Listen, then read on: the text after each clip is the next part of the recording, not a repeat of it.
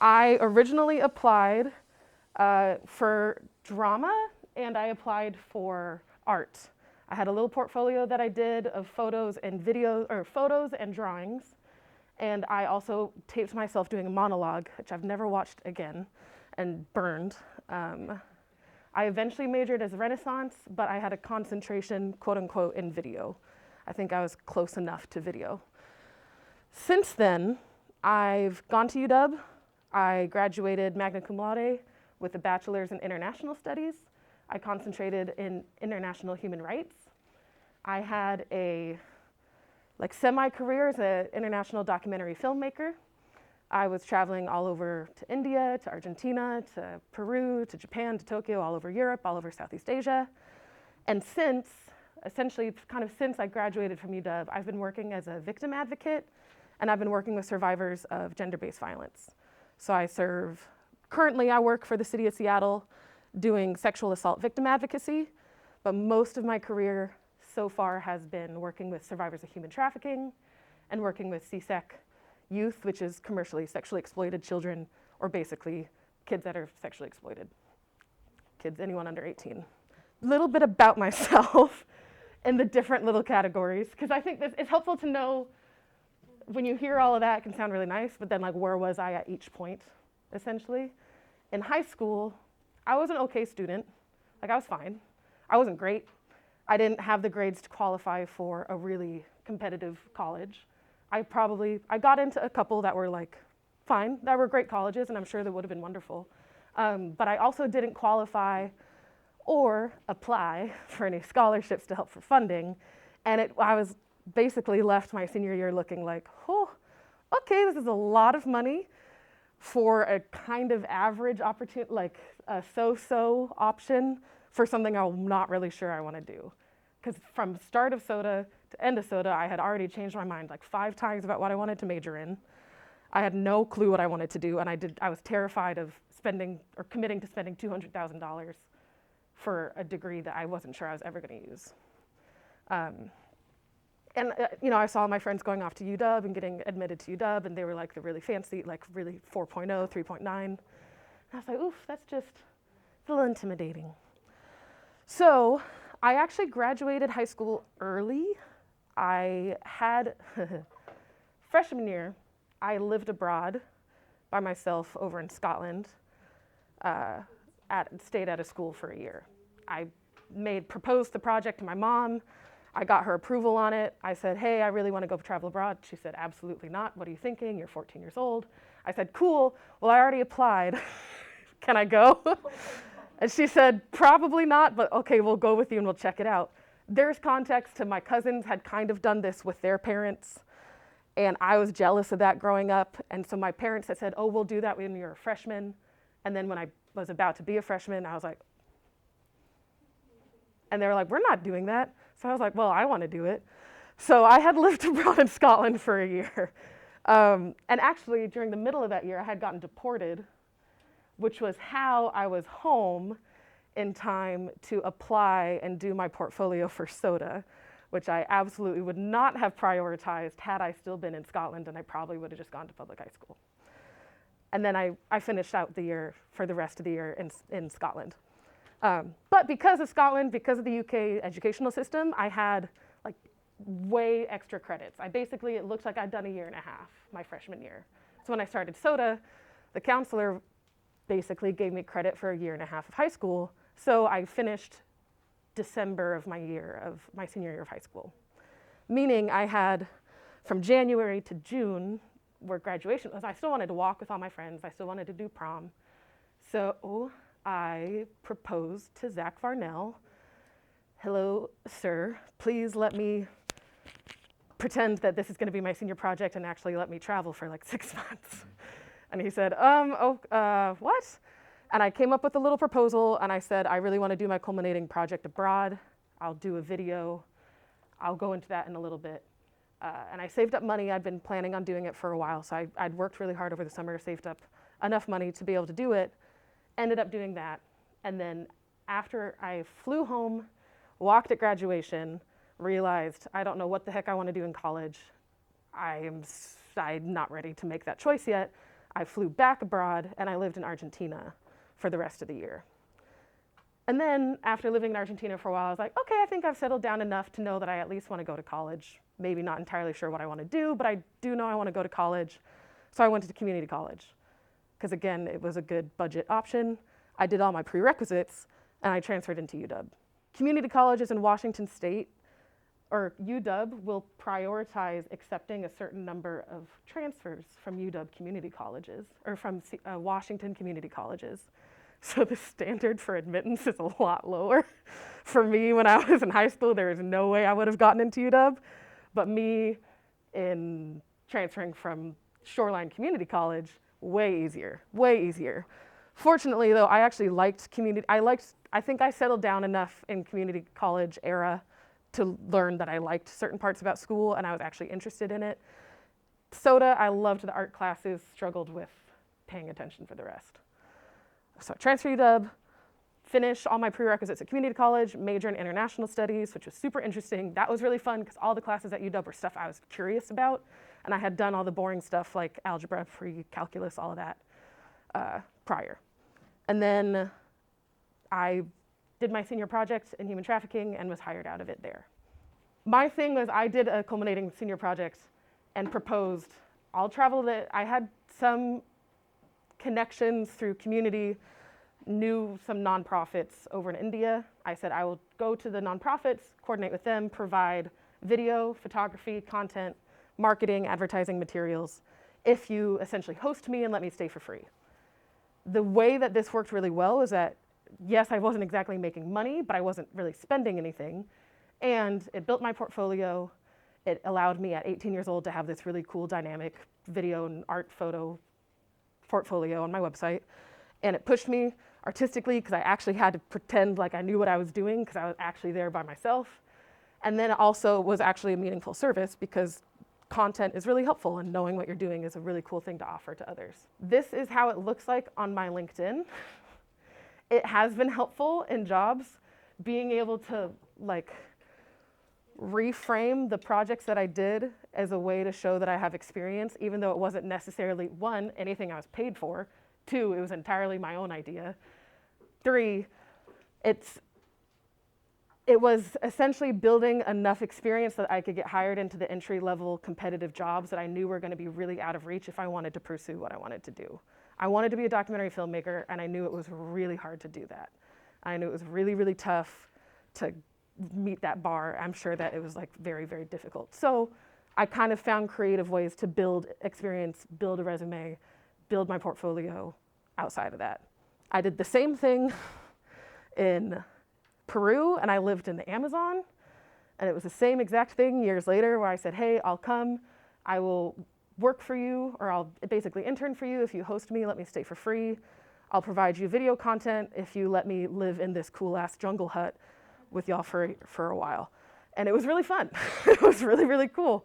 I also translated because when I moved to Argentina, I learned Spanish, and then I was able to work as a translator.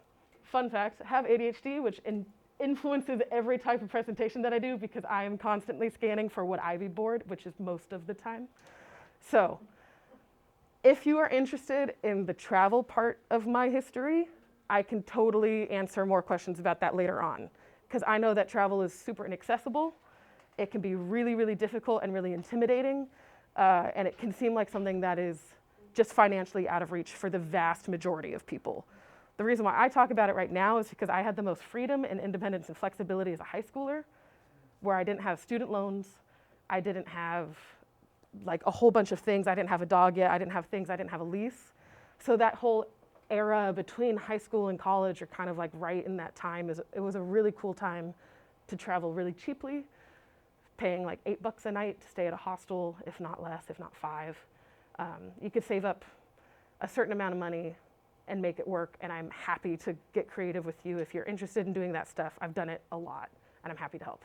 A little portfolio that I still have. I'm no longer a filmmaker. I realize I might return to it someday, but I realized that editing was the worst thing known to man. Takes like 90% of the job, and I did not enjoy that 90%. I enjoyed the 10% of the working with the people and the stories. When I was in high school, there was a very like strict expectation of what was supposed to happen. I feel like that's changing. I'm on TikTok a lot. I feel like it's some things that kind of like rigid structure has been shifting, and I don't want to come off archaic if this is something that you're already super familiar with. Do you feel like there's still that 1, 2, 3 step, or do you feel right now that there's kind of like any opportunity, whatever? Because that was kind of how I was approaching making this, because there was a lot of points in my career where I feel like these are some moments where I learned a lot from, but it wasn't just that like, I don't have to go to a 4-year college to be successful. Oh, it was also this like, oh, I am exiting college, I had a job offer and it was fantastic, and then the grant ended and my job position ended and everything crumbled because I had nothing set up for that after, and that was terrifying. That sucked. I thought that I had all these things set up and it didn't work out the way I thought. And with high school, all of my friends went off to college and everyone was doing that, and there I was in like not sure what I wanted to do, and it was really scary to be like, no, I don't want to go to college right away, and then to have to explain that to aunts and uncles who are like, WTF, what are you doing? Why aren't you doing this? So this is definitely what I expected would happen, and I thought that, you know, you do this like formula and it will equate to success. It will equate to happiness. It will equate to some type of guarantee.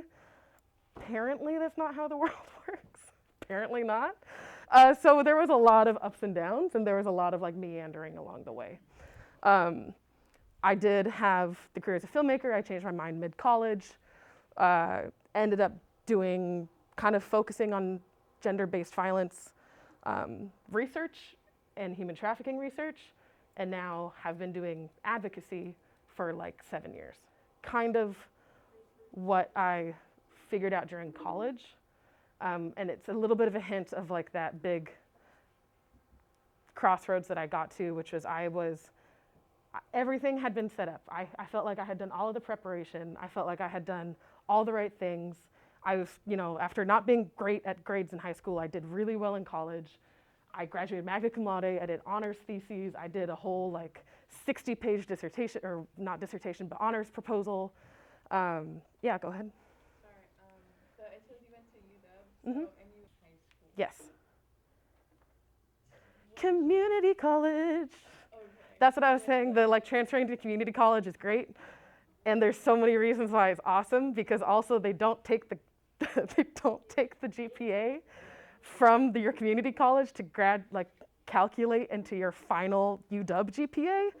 So let's say hypothetically you're a SOTA kid who absolutely hates math, hypothetically, or science, or really anything with numbers, because that's not how your brain works. So you've made your entire life on avoiding having to do that, meaning you're woefully unprepared for taking college math classes.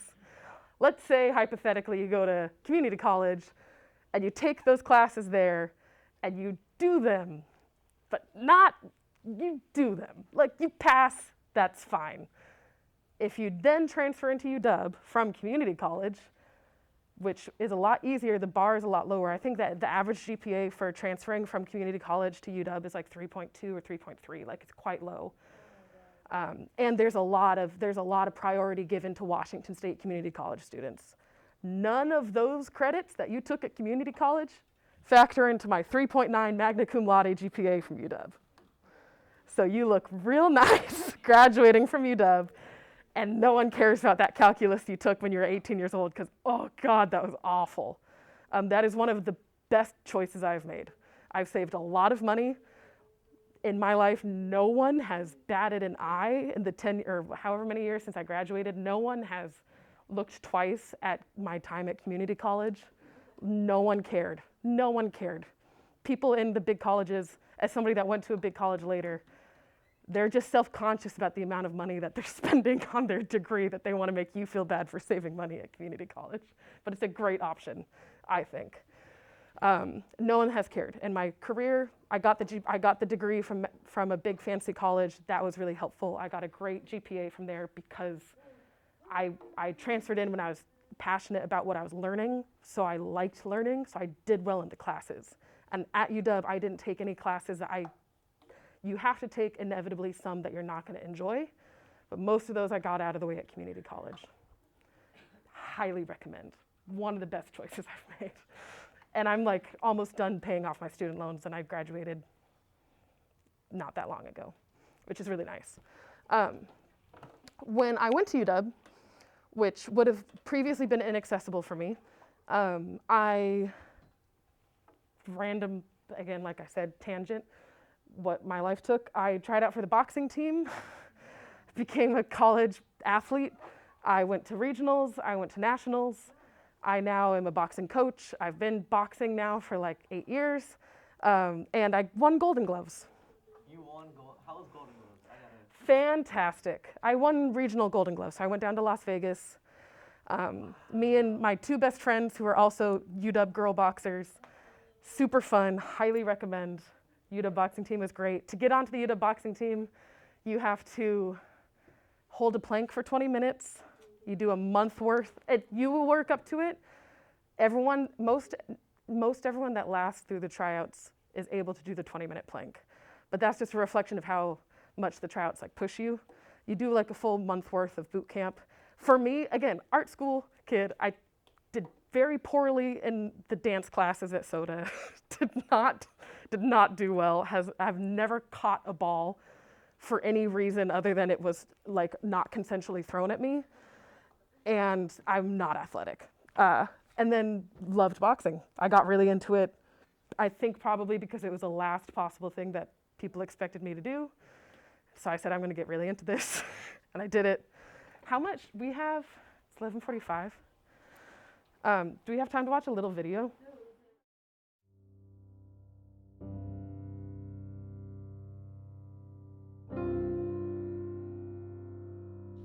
I had a moment in that little corner today before the fights, and I asked my higher power to guide me today.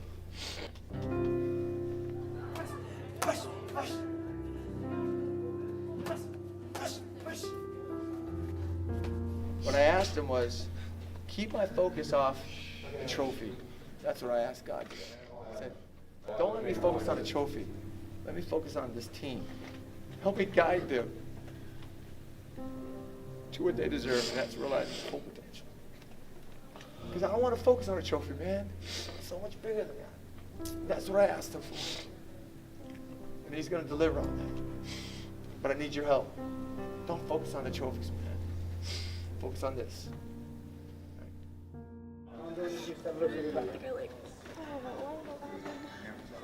In ring number 1, your winner out of the blue corner, Stephen Ware from West Virginia University. I know we got some losses, but believe it, you guys were in every single freaking fight. Believe it, I was there. All right, so don't take it as a lose. No, it's not a shame to lose one fight, all right? You're fighting at a national level, the same as everybody else. How many people do you know that can do what you had done today? Not many, I guarantee you that. You can't control the judges, but you can control what you do. You realized your full potential tonight. So just remember that. It's so much bigger than that. Now we have tomorrow. All right, we've got 5 folks to focus on. Let's stay focused. Congratulations, man. You guys were taking 5 people to the finals. Pride Point team on 3. 1, 2, 3. Pride Point team, family. Hey, 2-time national champion. Let's make it 3. All right, let's go. Huskies! What are we? Boxers! Fight up, fight up, fight up, sir! Are you motivated? Motivated, sir! Going in there as one team. Pride Point team on 3. 1, 2, 3. Pride Point team, family!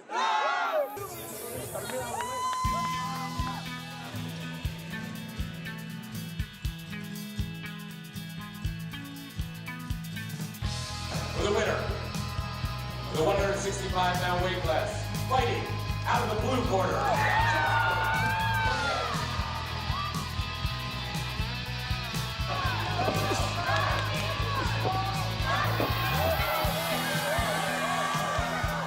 Fighting out of the red corner, James Porter.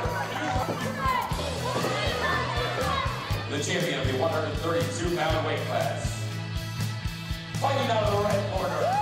She was a senior too. She was very excited. She'd been working really hard.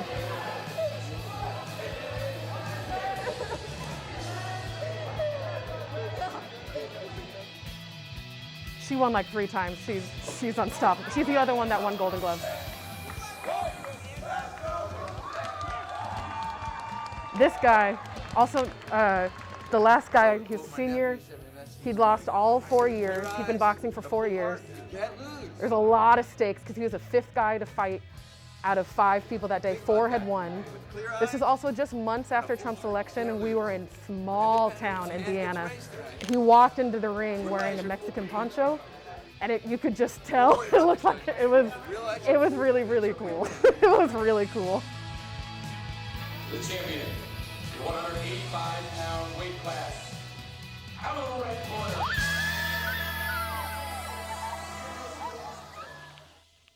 So that was kind of like a fun little tangent. Those are the 2 girls that I won Golden Gloves with.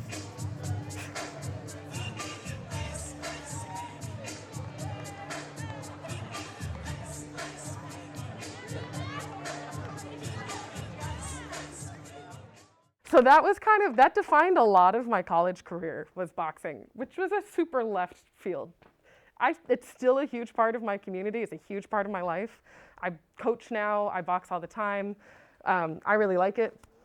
And after college, I kind of floundered a little bit. All these kind of like options that we were talking about, I thought I had planned everything so well. Also, national level boxer, boxing champion, graduate magna cum laude. I've traveled and lived in like 6 different countries. I've traveled all these different places. I've traveled to 30. I've backpacked Southeast Asia. I've backpacked Europe. I've worked in Japan. I've worked in Argentina, worked in Peru, lived in the Amazon. At 22 years old, I was like, really felt great. I really thought I had everything together. And I also had I'm not necessarily competitive with other people. I'm very competitive with myself. And when things started to kind of fall apart, it was really hard. I had very high expectations of myself. And I saw in the email about this class that you guys are curious about communication. Just a little bit, like at least as far as like relating to professionalism. When I graduated, this was probably the highest point. I got hired into a job immediately out of my senior project, which is like very glam. It was very cool because I was like the one person out of the senior project that was hired on. And it was really cool. And I was like 23 and I was like working as a research assistant on human trafficking at the UW. And I was like very, very, very cool. And then the grant money ended and I had been told by my advisor, I got you. She said, even after this ends, you'll be great. Like I'll get you set up. Like you won't have to worry about your career. Like I have connections. She was a very well-connected woman. And she was kind of my mentor, and that's how I looked up to her. When the grant money ended, it was expected to end for the assistant position, I talked to her about doing a recommendation to go back to grad school. And I was kind of chewed out. I was told, after really looking up to this woman, like really, really, really admiring her, literally she was one of the people I wanted to be when I grew up. She was like this prolific activist, feminist, like director of the Women's Center, had passed all this legislation, super well connected, incredible. She told me, no, I won't write a recommendation for somebody that I'm like, I don't back, essentially. And I was like, what? Huh? And she said, you're not humble. She said, you didn't take this job seriously. You need to work on yourself. And essentially like just dropped like everything. And I thought that I would be I thought this was gonna be at least my connection to other jobs. I thought that I would get this incredible recommendation for grad school. And now I didn't have that. That was kind of what everything was, that was my fail-safe. And not only that, but this woman that I had adored for years, looked up to as my #1 mentor, just read me for filth. after the job ended. And I went into a deep depression, like deep depression. And you can imagine all these stakes that I put on myself too, to suddenly have all of this loss and then to have nothing set up. And then I was working Lyft. I was home. I had my stuff somewhere, and I was basically just couch surfing for that whole year. And it was really bad. And it sucked too, because I loved that job and I thought that I had done well. And to be told after that I had just disappointed everyone around me was like awful. It broke my heart. And I'll explain a little bit more too, but there's lessons that I've learned from this that relate to the communication thing. And there's lessons learned from this about learning your working style. And there's lessons to this that sometimes life just is shitty. Life really fucking sucks. It was really hard, and I essentially had to restart my career. I essentially had to go back to the drawing board because I didn't want to be a filmmaker, and that was all of my related work experience. And I wanted to keep working in human trafficking. And this field is also very niche. Like, it's also kind of hard to get into. Those jobs, like the human trafficking case manager jobs, are very competitive. Human trafficking program manager jobs are very competitive. Same with sexual assault advocacy. Well, they're expanding now, but this was a while ago. Now there's a lot more funding going to it. I was basically home. I was not homeless. Like, I would have had people take me in, but I didn't have a place of my own. I was couch surfing. I was working part-time as a boxing coach. I was doing Lyft. I traveled a little bit more and was just depressed and abroad. It was really sucky. And then eventually, I kind of found my way into my career that I'm at now. What was also really hard is that I wanted to work in human trafficking or gender-based violence, but I couldn't use those people as references because I didn't want them. They told me, don't call me. So that's an important part about a job is anywhere you work, even if it's a terrible thing, if you can get one person that you could put as a contact or a reference on your resume to call, that's what matters.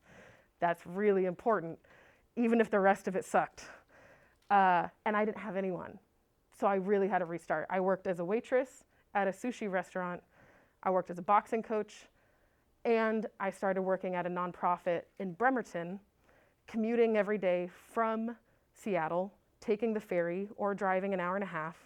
The ferry's $18, $14 each way. I was getting paid less than Seattle minimum wage. I was getting paid $14 an hour for a very part-time job, just so I could have something on my resume.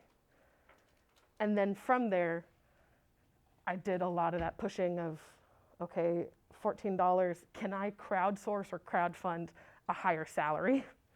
They gave me permission to do that, so I was able to bring my salary up to like $16 an hour. I was able to eventually get hired on to work full-time. And then after that job working there for about a year and a half, 2 years, gave me enough experience to jump off and start my career that I'm at now. The stuff that I've learned since is, one, I was told fake it till you make it. And that had really worked well for me a lot. It really does. Like, it even works in the boxing ring. You act like you're going to win, even if deep down you might be not totally sure if you win, but like just you acting as if you are already the champion, you are already the winner, affects everything that you do in the boxing ring. And I do think that type of confidence or that type of mentality is very helpful because it also makes you super proactive. It makes you like fun to work with. If you're open to feedback, then it's a good thing. You're gonna have to, there's a balance between having your hand held and then being proactive. However, the fake it till you make it thing also can bite you in the butt, which is if you don't know what you're doing, not feeling comfortable reaching out asking for help. I was just, I think, really highly independent and just would try to do a lot of things by myself. And I think that they had a different management style, which they wanted me to be asking them a lot more questions, maybe, not totally sure. The other thing was I also got diagnosed with ADHD at 25 years old. So when they said, like, you're too distracted or you're not concentrating well enough, in retrospect, it makes a lot of sense. I was doing research, and this is similar to like why I changed out of filmmaking, because the majority of filmmaking is post-production. It didn't suit my learning style. It doesn't suit my working style. I do well with projects and deadlines. When I learned that about myself, how my brain is wired, and I did a lot of work on kind of understanding ADHD, it makes a lot of sense that I have a very hard time with little mundane tasks, which was the whole job. But fortunately, like my job now is very different. This is helpful to look at because when I was starting out, it felt very overwhelming.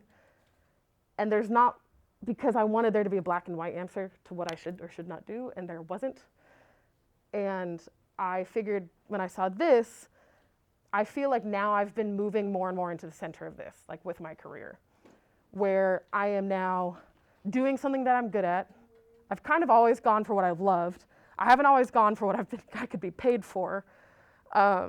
I have shied away. It's been very hard on my mental health when I'm doing something where I feel like the work isn't meaningful or purposeful, or when I couldn't find the purpose in it. Even with boxing coach, I loved being a boxing coach because it still felt purposeful. But when I was being in different professions of mine, it was harder for me to find the purpose behind it, and it was really discouraging. And I haven't always done what I was good at. I've done what I loved, and I did what I thought the world needed. And then even the times that I was doing that and I was getting paid for it, that doesn't necessarily mean that that was what I was like suited for. I could do research really well. I can write very well, but it was really hard for me with my brain with ADHD to work in that type of style. So this is also very helpful if you're kind of looking forward to like where you want to go, because it is important to think about what type of life do you want to be able to live, and then how can you kind of find things. And not all of these have to be your job. You can find some of these things outside of just your job, which to me alleviated a little bit of stress because I thought I needed to find something that fit all of these categories. And then when I found out that I could do something that I was good at and that was really encouraging to me, like boxing, when I was working as a legal assistant for a while, hated it, was not suited for me, again, super dry. I was paid for it, technically the world needed it. I did not love it, but I was able to, that was when I did Golden Gloves of boxing, so I was good at boxing and I loved boxing, and that satisfied this part. And then I was working as a legal assistant. My job right now is really cool. I think it's really exciting. I work for the city of Seattle. My job was created as a part of Defund Seattle PD. Victim advocates had been working with the PD, Seattle PD prior, and then because of the George Floyd and Black Lives Matter protests, which is super exciting, that they went to the city and they moved these positions out of the PD into the city. Good for them. Yes, I agree. It's very good, and we're still, and literally this happened this year. So we are still, like the policies and procedures of how that looks different, part of my job is helping contribute to create those. Like, how can we protect victims in situations in a different way than we were able to before, because now we are not technically the police. And I have to say, probably as a disclaimer, I'm not coming here as a representative of the city of Seattle or the Seattle PD. That's not what I'm doing. I really like my job. If you've ever seen Law & Order SVU, it's like that, except if you just paid somebody to hold their hand and like pat their back and say you're doing a great job to the victims, that's my job. Yeah. Have you seen the new season? No. It's kind of half. Oh, that's okay. Yeah, no, when I walked into my job on the first day in the office in the cubicle, they have a picture of the detective, Mariska, what's her face? And I was like, I'm gonna like this job. Yes, yes. So I really like it. I feel like this is the first job that compensates me fairly after working in nonprofits for this whole time. It's the first job that I feel like I can really do well at and I'm very well suited at. I didn't know that victim advocacy was a thing. I didn't know that they existed. And they're kind of new, and I would say that recently this has been getting a lot more popular. But being a victim advocate is basically, my job is to help navigate the process for somebody that reports a sexual assault in the city of Seattle. So if somebody has been assaulted or if it's a child abuse situation, either that, I help them essentially be a point of contact so that the cops can do cop things, prosecutors can do prosecutor things, detectives can do detecting, and then the victim has somebody that's like their person I really enjoy it. I could talk for a very long time about this. I also have crazy stories of people that I've worked with in my career. Even in my last job before this at Kent Youth and Family Services, that was the last job. I was a program manager as well, eventually kind of built my way up. And that was very interesting because now I work with sexual assault victims, but before I was working with sexually exploited kids, which basically means 13 to, well, I mean, could be as young as however young, but typically between like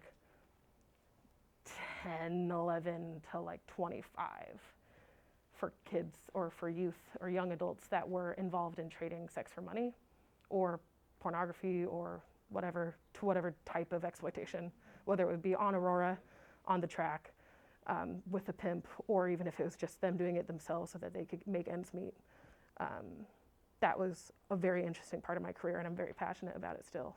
Other fun thing, I'll stop doing I'm gonna go more into like stories now, but the last like professional thing that I would say that I wish I had known, that I wish more people done, is if you're building your resume to be competitive for applying to jobs, doing and finding free certifications, super helpful. Not enough people do that. I tell people to do it all the time.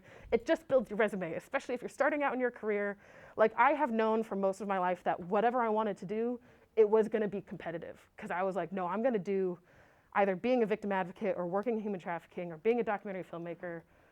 The bar is really high. It was like hard to get into, so I knew I needed to be a competitive applicant. And part of that was just doing trainings.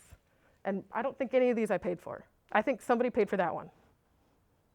And apart from that, like, there's a lot of options out there in the community. And especially right now, COVID, especially right now, with the huge social justice movements that we've been having, there's a lot of funding going towards making trainings and certifications like accessible. And oftentimes, if you reach out and you just say, hey, I'm young, I'm trying, if you're going in something that's kind of social work-y, or if it sounds similar for any of these, then I think the people working in that field tend to have big hearts. And if you're like, I can't afford this, but I'm really interested in doing this, are you willing to work with me? Helps to ask, totally helps to ask.